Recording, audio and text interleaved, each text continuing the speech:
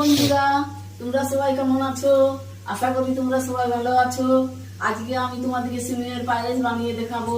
তো আমি সিমুইটাকে লাল লাল করে ভেজে নিয়েছি, এতে তেজপাতা দিয়েছি, কাজু বাদাম কিশমিশ সব দেওয়া আছে। এরপর আমি দুধ ঢেলে দেব। বন্ধুরা, আমার সিমের পায়েস কমপ্লিট। আজ আমাদের বাড়িতে ভাত হবে না, আজকে অমাবস্যা।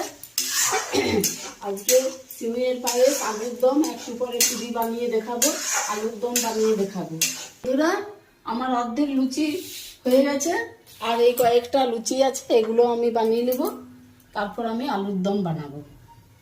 বন্ধুরা, আমি আলুর দম বানানোর জন্য সমস্ত রেডি করে রেখেছি।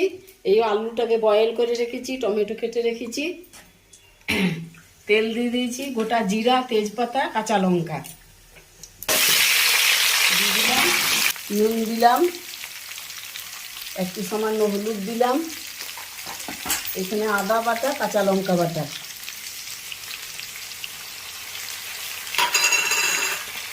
সামান্য পরিমাণ সবজি মশলা, সামান্য পরিমাণ গরম মশলা, নাড়াচাড়া করবো। একটু কষা হয়ে গেলে সামান্য পরিমাণ জল দিয়ে দেবো, আমার আলুর দম রেডি হয়ে যাবে। বন্ধুরা, আমার আলুর দম কষানো কমপ্লিট হয়ে গেছে। এবার আমি সামান্য পরিমাণ জল ঢেলে দেবো। আমার খাবার থালি রেডি। এই লুচি বানিয়েছি, সিমের পায়েস, আলুর দম আর দই।